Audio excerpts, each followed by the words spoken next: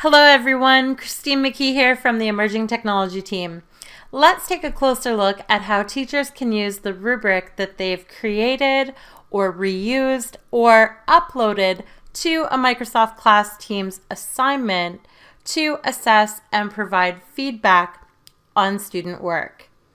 So I'm back in my teacher account of Microsoft Teams and I'm inside my Social Studies 7 class team. To view assignments, I'm going to click on the Assignments tab inside the General channel, and I'm going to select the assignment that I wish to review. All right, let's select Liam's assignment. This is going to open the assignment here in the main window, and on the right side of the screen, I will be able to see the summary view for marking or assessing student work.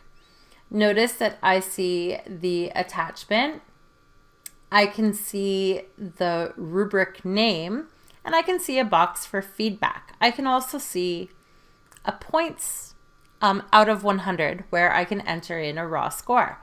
Since I'm using a rubric, I can simply click to expand the rubric.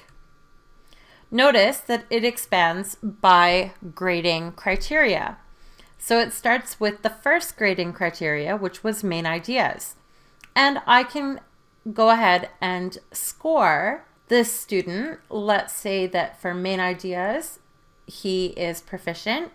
Notice that I can even enter feedback for this specific grading criteria here at the very bottom of the screen. To go to the next criteria, I can simply click the drop-down arrow and select supporting details.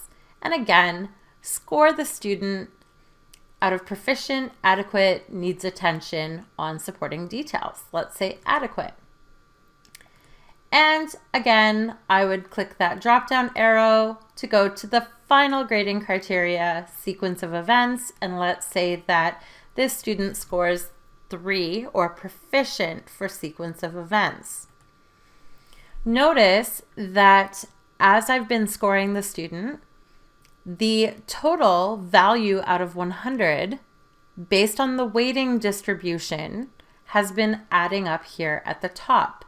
Now I'm going to go back to that scoring summary by clicking Done up here in the top right corner. And notice that I can provide feedback. This would be feedback overall on the entire assessment.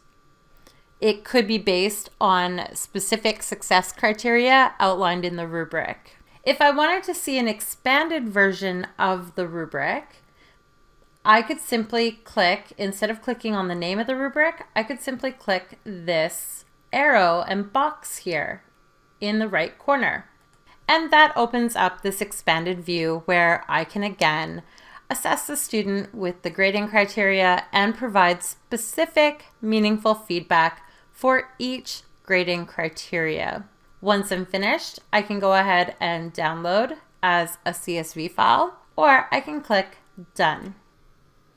Once I have assessed the student's work using the attached rubric and provided feedback for specific grading criteria within the rubric or overall feedback, I am ready to click Return to return this work, including that rubric with an overall score, back to the student.